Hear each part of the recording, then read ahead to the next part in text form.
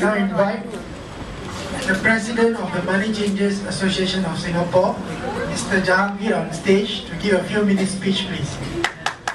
Yeah, a few minutes. Please give a round of applause.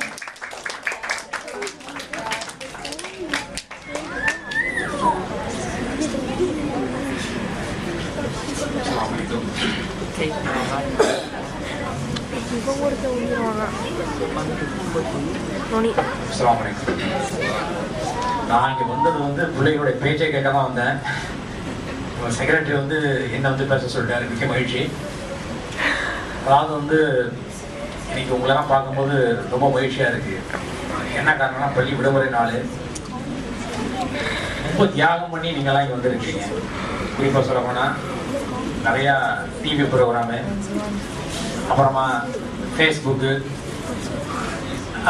இப்படி பல மாதிரி தகவல் தொழில்நுட்பத்தெல்லாம் தியாகம் பண்ணிட்டு வந்திருக்கீங்க. ஒரே ஒரு விஷயத்த மட்டும், ஏன்னா நிறைய பேசலாம் மாணவர் முடியல, இருந்தாலும் ஒரே ஒரு விஷயத்த மட்டும் நான் இங்கே சொல்றது பொருத்தமாக இருக்குன்னு நினைக்கிறேன். அதாவது ஒவ்வொரு காலகட்டங்களில் ஒவ்வொரு விதமான நோய்களுக்கு அச்சப்பட்ட காலம் இருந்தது.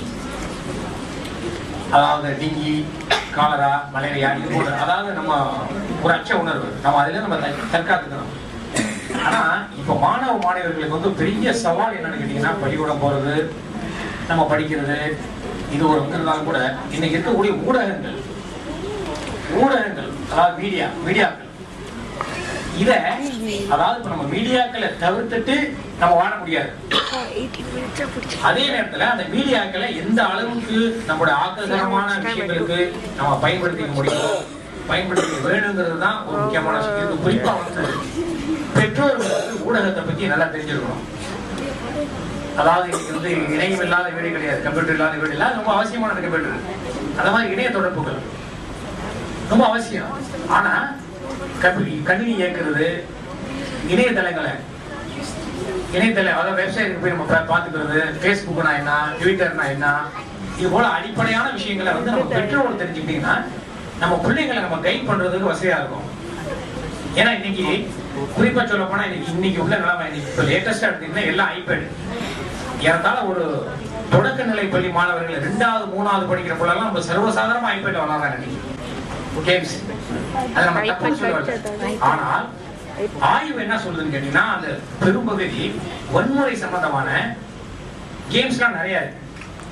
சோ அதுல போய் அவங்க ஊடுருவும் போது இயல்பாவியே, அதாவது ஒரு விஷயத்தை நம்ம பார்த்துக்கிட்டே இருக்கும்போது நம்மளால போய் அது வேலை செய்ய ஆரம்பிச்சிடும். அப்ப இதெல்லாம் தவிர்க்கிறது ஒரே காரணம், பெற்றோர்கள் நம்ம இதை பத்தியான அடிப்படையான அவசியமான ஆக்கப்பூர்வமான சிந்தனைகளை நம்ம வளர்த்துக்கணும். நம்ம தெரிஞ்சுக்கணும். அப்ப நம்ம தெரிஞ்சுக்கிட்டா இதெல்லாம் ஓரளவு தவிர்க்கலாம். அப்புறமா தெரியும் உங்களுக்கு ஃபேஸ்புக்கை பத்தி நல்ல விஷயங்கள்லாம் இருக்கு, நான் இல்லைன்னு சொல்லல. ஆனா பாதகங்கள் நிறைய இருக்கு, இதெல்லாம் தெரிஞ்சுக்கணும். ஒரே விஷயம் என்னன்னு கேட்டீங்கன்னா, இந்த மாதிரி விஷயங்களை பெற்றோர்கள் நம்ம தெரிஞ்சுக்கிட்டா தான் நம்ம பிள்ளைகளை அதனால இந்த சந்தர்ப்பத்தை கொண்டாந்து ஒரு கருத்தில் வாய்ப்பு இருக்கிறதுக்கு நன்றி சொல்லி விடைபெறுகிறேன். தகவல் போக்குறது, அறிவியல்ங்கிறது ஒரு சொற்களத்தினுடைய தகவலத்தினுடைய அளவுகோலா மாறிடக்கூடாது.